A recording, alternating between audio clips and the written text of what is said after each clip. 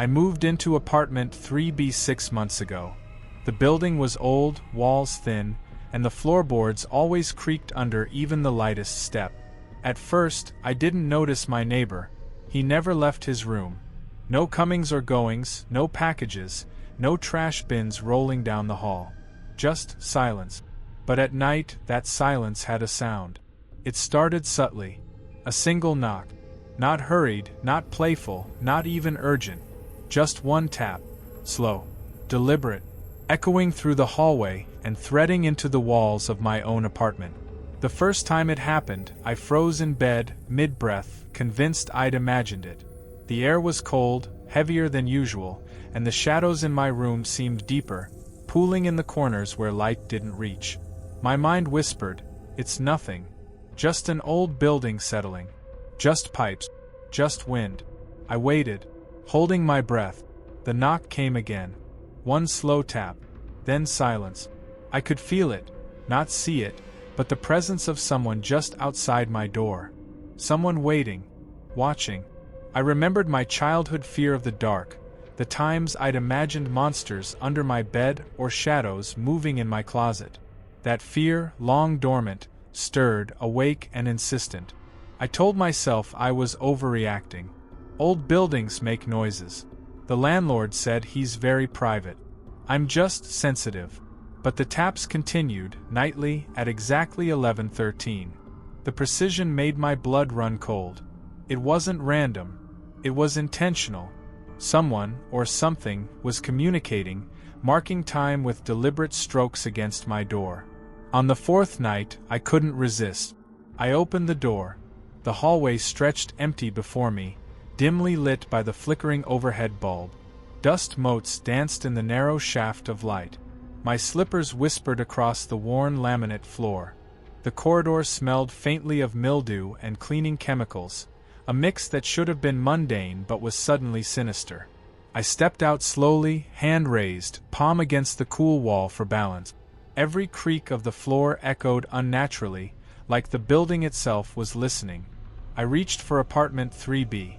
The door was closed, lights off, but somehow, I could feel eyes on me. A weight pressing through the air, through the wood, through the thin wall separating us. The hairs on my neck stood on end. My heart thudded painfully loud in my own ears. The knock came again. 3 slow, deliberate taps, from inside my own apartment. My stomach turned over. I spun around. Empty. Shadows stretched along the walls, warped by the dim light from the hallway. The air felt thicker, colder, charged. My hand shook as I grabbed the door handle. I couldn't explain why, but I wanted to leave, and yet I couldn't move. I began talking to myself, quietly, as if the words might ground me. "It's nothing. Just the wind. Just a rat. Just your imagination. Calm down." My voice trembled. The hallway was silent in response, and the thought of being alone, or not alone, made my stomach churn. I pressed my ear to the door of 3B. Nothing. Just a faint hum of electricity from the old fluorescent bulb above, the occasional creak of the floor. But then, a whisper. So soft I almost doubted it was real. "Come out." The sound scraped across my eardrums and settled in my chest. My breath caught. My mind raced. "Who are you? Why here? How is this possible?" I stumbled back a step, nearly tripping over my own slippers. The hallway felt impossibly long, each second stretched thin. My apartment had never felt so small. I sat down against the wall, knees drawn up. The knocking continued in its slow, deliberate rhythm, mixing with the whisper, threading into my skin, sinking into my bones. I realized then, with a sinking dread, that this wasn't about curiosity or a lonely neighbor. This was about being watched, about being known. Every tap was measured, patient, intimate, as if the sound itself had been waiting for me. I left the door ajar that night, a futile attempt to see, to confront, to prove it was nothing. The darkness remained thick, almost liquid, pooling along the hallway like it was alive. I couldn't see him, but I could feel him. And somewhere deep in my chest, a part of me knew that if I stepped further, if I opened my eyes fully, I wouldn't just be seeing a person. I would be seeing something else. Something that didn't belong to this world.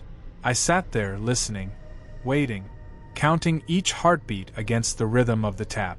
The night stretched on, long and slow, every second a deliberate knife twisting in my gut. Eventually, I dozed, but even in sleep, I could feel him. Watching, waiting. When dawn broke, the sunlight spilled into my apartment in sharp, golden streaks, and the hallway seemed normal again. The taps had stopped, the whispers had faded, but I knew with every fiber of my being that night would come again. And the next time, I might not be able to ignore him. The days after the first night of knocking felt heavy. Every sound in my apartment became suspicious, every shadow a potential threat. Even the hum of my refrigerator seemed to pulse with a hidden rhythm.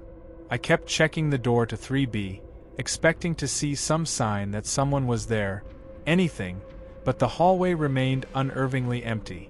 Yet, the feeling of being observed lingered, a quiet, relentless pressure on my skin, in my chest, and behind my eyes. I tried to convince myself it was paranoia, that it was the building settling, or maybe the loneliness getting under my skin. But my logic offered no comfort when the knocking returned. It wasn't every night, just irregularly, always in the dead hours, always deliberate. One evening, around midnight, I was sitting on my couch, a mug of lukewarm tea in my hands, the light from the street lamp outside brushing the floor through the blinds. The apartment was still, almost peaceful. Then, a single tap, precise, measured, against my apartment door. My heart leapt violently, knocking against my ribs as if trying to escape. I froze, holding the mug in midair, afraid that any movement would provoke it. And then another tap, two this time rhythmically spaced. A soft scraping sound followed, like fingernails tracing along wood. I swallowed hard, trying to ignore it, but the sounds were layered, insistent, almost conversational. I crept toward the door, my steps silent on the thin carpet, every nerve on fire. The air felt thicker here, warmer in strange patches and colder in others, like invisible hands were brushing my arms. The shadows in the hallway shifted unnaturally, stretching longer, flickering with each blink of the faulty overhead bulb. I placed my hand on the door handle. Cold metal. I almost turned away, almost ran back to the safety of my couch, but some part of me, curiosity, stupidity, desperation, forced me forward. I whispered to myself, a trembling, half-mad incantation trying to anchor my thoughts. It's just someone weird. Just someone living here. It's not anything else. My breath fogged the inside of the doorway. Then, faintly, I heard it, a voice. Low, soft, almost inaudible, brushing along my ear like a feather. I know you're awake. I froze, my stomach tightening, muscles locked in place. I couldn't see anyone. The hallway remained empty, as if swallowed by shadows. My mind raced. Was it coming from the other side of the door? Or had it been inside the room all along, manifesting through the fear itself? I leaned in closer, pressing my ear against the cold wood. The voice whispered again, clearer this time. Why do you hide? The words were neither threatening nor friendly. They carried a weight that seeped under my skin, like ink spreading in water. I staggered back, nearly tripping over a loose rug, my chest heaving. For the first time, I understood that this wasn't just a person living behind that door. This was something else. Something patient, waiting, studying. Over the next few days, the taps grew more elaborate. Sometimes they would pause, as if listening for my response. Sometimes they would repeat in patterns I couldn't comprehend. I started documenting them, writing the times and sequences in a notebook. Each tap, each scrape, each whisper became a cipher I felt compelled to decode, even though it frayed my mind. One evening, I stayed up, determined to catch him, or it, red-handed. I placed my chair directly in front of the peephole, my eyes straining through the tiny lens. Hours passed. The apartment was still. The night seemed to hold its breath. Then, around 2:17 a.m., a shadow appeared. Not moving, just standing silently inside 3B. The light behind it flickered, giving shape to something impossibly thin, impossibly tall, with elongated limbs that pressed against the window from inside. I gasped, my hand covering my mouth.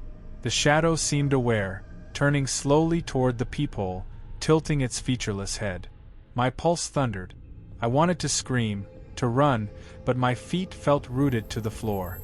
The shadow did not knock, did not speak, did not move any further.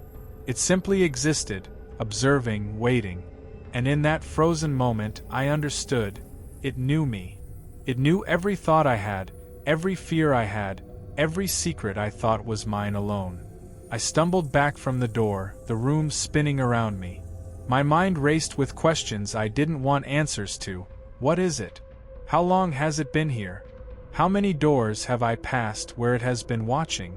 The silence after it vanished was deafening, pressing against my eardrums, leaving a ringing that lasted long into the next morning. By the end of that week, I couldn't sleep. The taps continued, sometimes as early as 10 p.m., sometimes well past 3 a.m., each knock a drumbeat in my skull. I started checking the walls, the ceiling, even the spaces behind my furniture. Every shadow became a threat, every sound a potential signal. I realized with sinking horror that the more I watched, the more it watched me. The building, my apartment, even the air itself, nothing was safe from it. And then, one night, the unthinkable happened. I was in bed, staring at the ceiling, counting the seconds between each knock, when the knock came from inside my room. Not my door. From the corner of the room where nothing should have been, a slow, deliberate tap echoed. The hairs on my arms stood on end. My throat tightened. I didn't move, barely breathing, as the sound continued, closer now, circling me like a predator. A whisper followed, chilling, impossible. You can't hide anymore. The night stretched infinitely. The walls seemed to lean in, the shadows coiling tighter, and I realized, with a terror that pierced every thought, it had always been here. Not just next door. Not just watching from behind a door. It had been inside the building, inside my mind, inside my life, far longer than I dared remember. The following week, my apartment became a cage, and the air felt heavier with each passing hour. Every time I opened the fridge, even the smallest creak of the hinge made my body tense. The faint buzzing of the fluorescent bulb in the kitchen sounded like a whispered warning. I could feel it in the corners of the room, just out of sight, a presence that didn't breathe like me but still exhaled through the shadows. I tried to leave, to escape to a friend's apartment, to a hotel, anywhere that might offer a sense of relief. But every time I returned, the knocking resumed, as if it had followed me, waiting for the moment I dared relax. The door to 3B stayed closed, but I could hear movement behind it. Soft, deliberate, methodical, like someone pacing just inside. Sometimes it stopped for hours, and then I would hear the faint dragging of something across the floor, slow, heavy, deliberate. I started keeping a journal, scribbling every incident in obsessive detail. The exact time of each tap, the rhythm, the way the vibrations felt through the wood beneath my fingers when I pressed them against the door. The more I documented, the more I felt like I was losing grip on what was real. I began questioning the sounds. Were they coming from the neighbor? Or were they coming from the walls themselves, from the building's old bones, from some force older than the paint on the walls? One night, as rain hammered against the windows, I sat in my chair, trembling, listening to the familiar pattern of 3 quick taps followed by a pause, then one long, deliberate tap. I whispered to myself, trying to rationalize it. It's just a person. A person with a problem. Maybe a mental illness. Nothing supernatural. But the voice in my head laughed at me, reminding me that I had said the same thing the first night, and still, the fear had not left. I got up, moving slowly toward the door, dragging my feet across the cold, cracked linoleum, each step exaggerated in the stillness of the apartment. The closer I got, the more I felt it pressing from the other side, an invisible weight, a presence so thick it seemed almost solid. My hand shook as I reached for the peephole, fingers brushing the cold metal. For the first time, I saw movement. A shadow flitted across the peephole's tiny lens, but not in a human shape. It stretched and contorted, as though it could bend time and space itself. I recoiled, stumbling back into the wall. My chest heaved. The knocking didn't stop.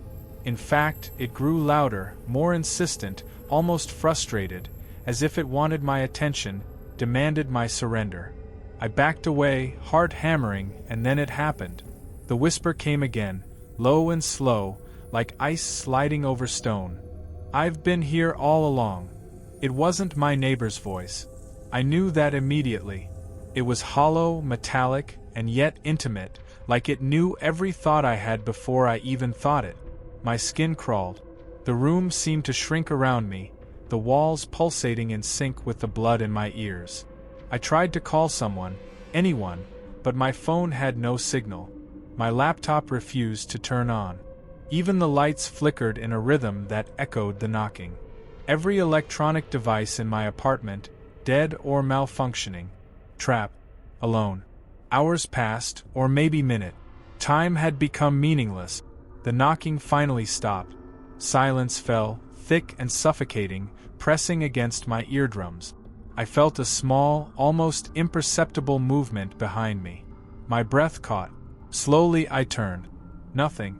Just the empty room, shadows curling along the corners. I thought I was safe, but then I realized a chair had moved. Not just slightly, but as if someone had leaned on it, testing its weight. And it was facing my bed, directly toward me. I didn't sleep that night. I didn't close my eyes. I kept the lights on, sat in the chair closest to the door, staring at the shadowy corner across the room, imagining, hoping, praying that whatever it was had finally left. But deep down, I knew it hadn't, and I knew it never would. Days passed, but the apartment didn't feel like mine anymore. Every time I returned from work, I hesitated in the hallway outside 3B. The air there was heavier, almost sticky, carrying a faint scent of mildew mixed with something metallic, like rusted iron. I couldn't explain why, but it made my stomach churn, made my skin crawl as if invisible fingers were dragging along my spine. That evening, I decided to check the peephole again. My fingers trembled as I pressed them against the cold metal. Nothing moved. Nothing at all.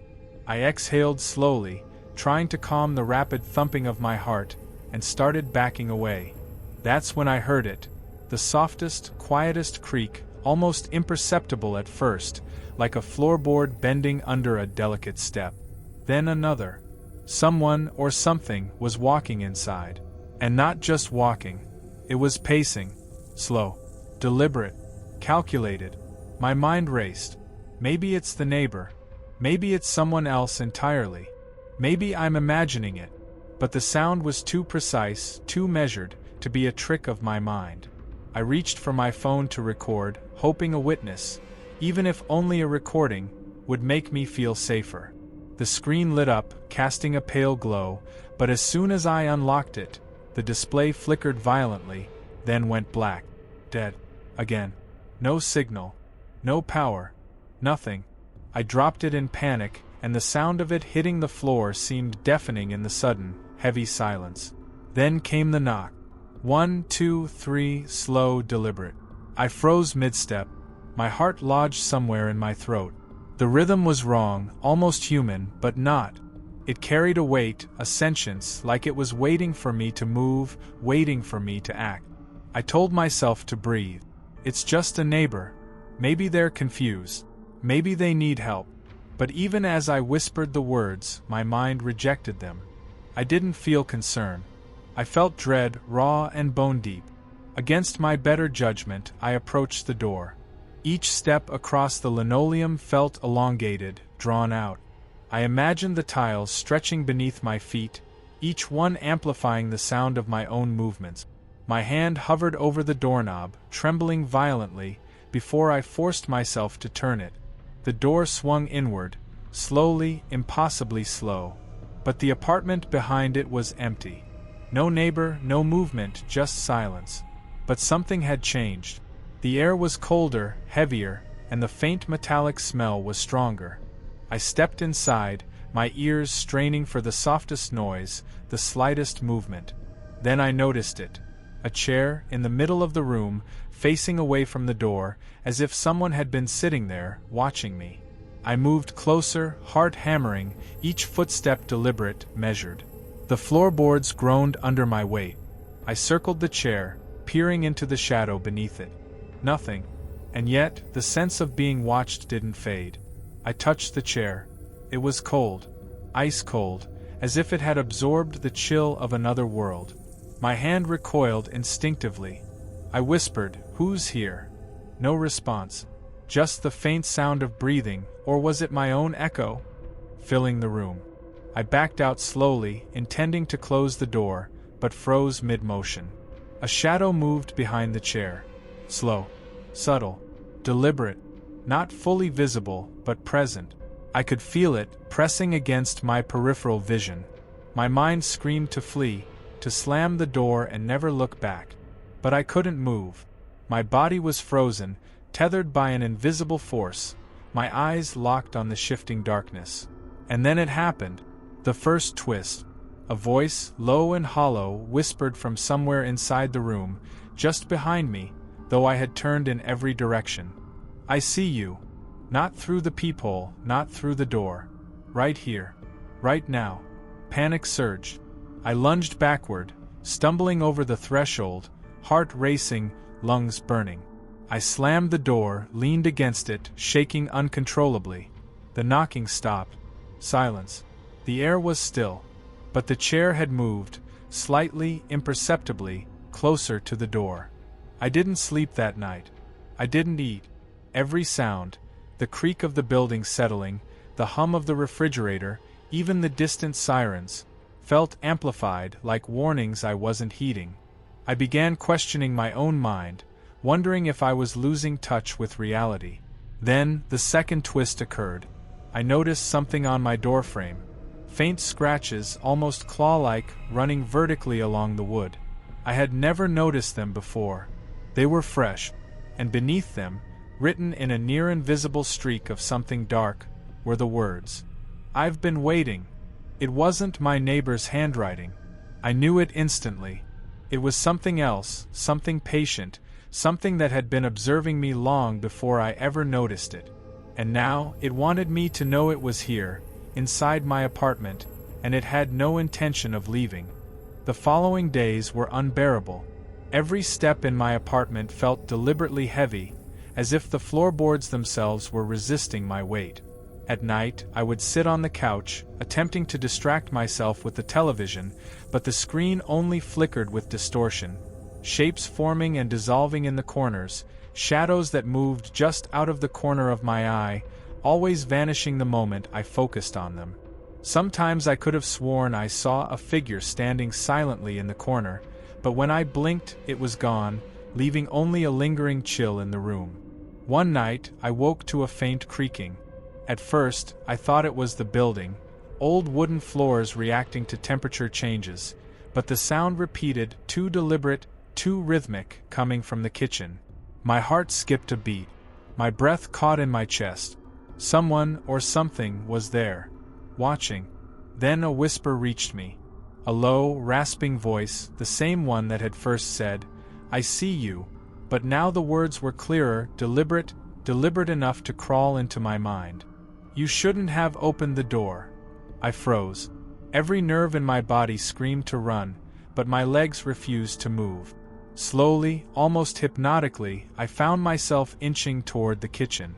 The air grew heavier, thicker, smelling faintly of mildew and something metallic, like blood. My flashlight quivered in my hand. I swept it across the room. Everything seemed normal, but the sense of being observed was suffocating. Then I saw it, a subtle shadow sliding along the far wall. It had no shape, no discernible human form, yet it moved with intention, deliberate and menacing. I stumbled backward, catching myself against the edge of the counter, heart hammering in my chest. My thoughts raced. I'm losing my mind. It's just shadows, it's just tricks of the light. But it wasn't. It couldn't be. The next day, I checked apartment 3B. The old door was closed, as always, But when I looked at the handle, my skin crawled. There were streaks on the metal, almost translucent and sticky, as if someone, or something, had tried to enter without leaving an obvious trace. My mind spun with unease. I set up cameras everywhere, recording, documenting. I needed proof. I needed evidence. That night, the first unsettling footage appeared. On the monitor, I saw my neighbor, sitting on his bed in his usual position. But then his face began to distort. His eyes vanished. His mouth dissolved into a hollow void, and his skin became translucent, glowing faintly from some inner light. My stomach dropped. I reached to turn off the monitor, but another image appeared. It was me in the hallway, standing still, but behind my reflection in the mirror, someone else loomed. Not human. Not shadow. Faceless. My hands trembled as I snapped the laptop close. Then the sound came, knock. Slow, deliberate, purposeful. One knock, pause, another, pause, each hit against the door heavy and oppressive, as though the wood itself was being burdened by some unseen weight. I knew I shouldn't open it. Every instinct screamed to flee. But something primal, something morbidly curious, drew me forward. I approached the door, my fingers numb, almost frozen as I touched the cold metal handle. Slowly I turned it. Nothing. Just the empty hallway. Silence. Except for my own heartbeat, pounding like a drum in my ears. Then I saw them. The footprints. Not shoes. Not feet. Dark, wet impressions leading toward my apartment, disappearing right at my doorway, as if someone had entered without a body. The camera flickered again.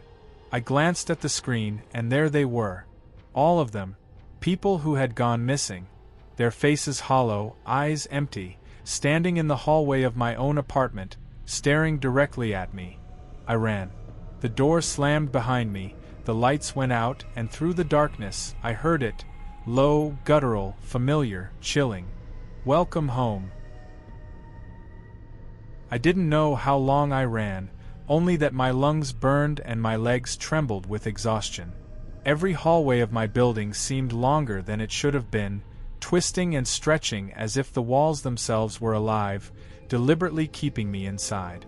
The air smelled wrong, stale, damp, with an undertone of something rotting beneath the surface.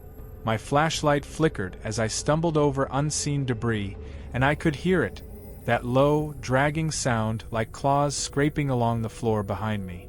I pressed my back to the nearest wall, trying to gather my thoughts, my mind spinning in panic. It's just my imagination. I'm exhausted. I need to breathe. Just breathe. I whispered to myself, trying to calm the terror rising in my chest. But the knocks began again, soft at first, then louder, echoing down the hallway as though coming from every direction at once. I reached my apartment door, and the handle was hot to the touch. The metal burned my fingers slightly as I twisted it, but it wouldn't budge. Something on the other side was holding it closed, something strong, something alive. My reflection in the peephole made me recoil. My face was pale, the lines of fear etched deep, my eyes wide and desperate. But behind my reflection, there was a flicker, someone else standing, impossibly still, too tall, too thin, with those hollow, glowing eyes that burned into my soul. I ran to the stairs, hoping to escape the apartment entirely, to reach the lobby, the street, anything outside. But the stairwell was different. It was darker, the walls slick with moisture I couldn't identify. The smell was stronger here, metallic and sweet, like iron and decay. Shadows moved in corners, slipping between walls, impossible shapes that pressed against my peripheral vision. Every step I took seemed to echo endlessly, each creak of the wood like a scream in the silence. And then I saw it, the figure at the bottom of the stairs, my neighbor, but not as he should be. His body was elongated, limbs bent at unnatural angles, his head cocked to the side like a puppet on invisible strings. The faceless eyes glowed faintly, and he raised a hand slowly, deliberately, beckoning me down, as if inviting me to join the others. My mind screamed at me to stop, to turn back, but my feet moved on their own, dragging me closer.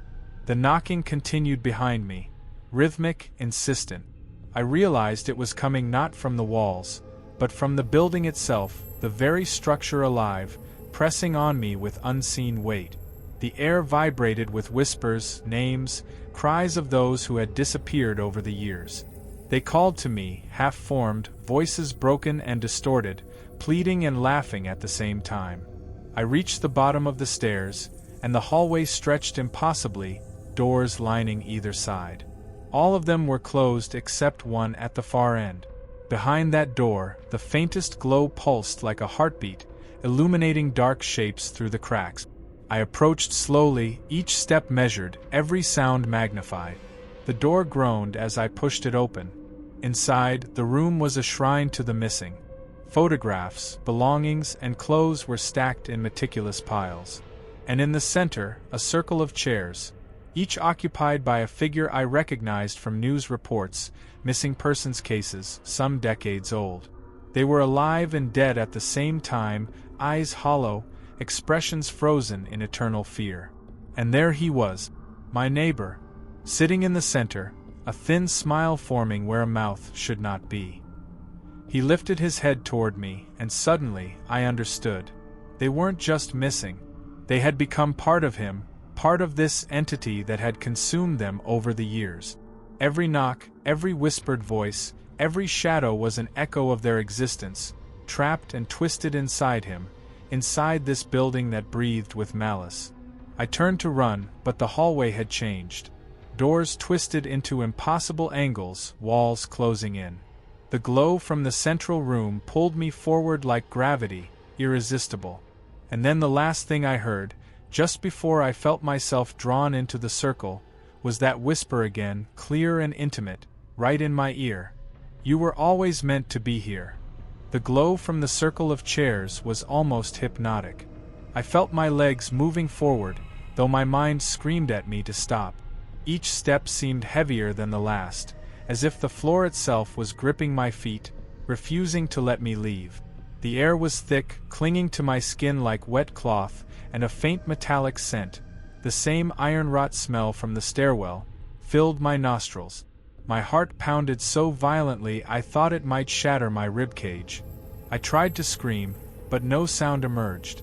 The figures in the chairs turned their heads slowly toward me, in perfect unison, their hollow eyes empty yet accusatory. Their lips, if they could even be called that, moved silently, mouthing words I couldn't understand. And then my neighbor, this thing, this vessel of all their horrors, rose from his chair.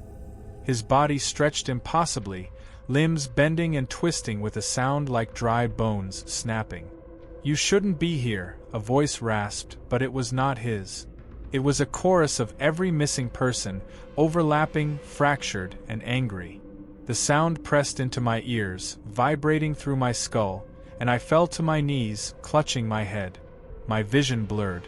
The fluorescent glow of the overhead lights twisted into ribbons of gold and black, spinning around the circle of chairs. I understood then. The chairs weren't just seats. They were anchors, holding the souls in place. My neighbor had become their warden, their jailer, their master. And now, by crossing this threshold, I had become part of the ritual, part of the curse that had trapped them all. Panic seized me. I lunged for the door behind me, hoping for escape. My hands slapped against solid wood. No, not wood, the door had vanished. In its place was more darkness, infinite, stretching both up and down, a void that seemed to breathe. The whispers escalated into cries, demanding, pleading, laughing. The air felt electric, buzzing against my skin, and the temperature dropped sharply. Frost formed on my clothes, my breath visible in ragged clouds. I saw movement in the corner of the room, shadows crawling along the walls, creeping toward me. My mind fought to remain rational. This is impossible. It can't exist. I need to wake up. It's a nightmare. But my eyes, wide with terror, betrayed me. One shadow detached itself and floated toward me, taking the form of a child I had seen on a missing persons poster years ago.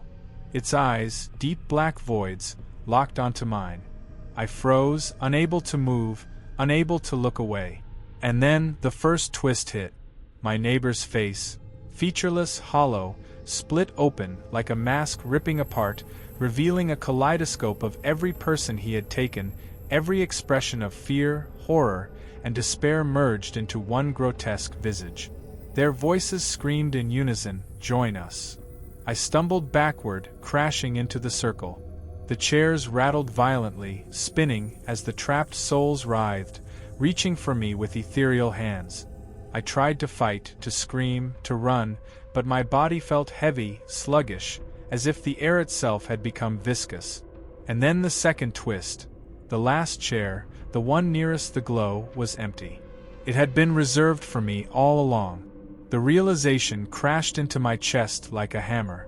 Every knocking, every sound, every shadow that had followed me had been a lure, a careful orchestration to guide me here, to make me the next prisoner.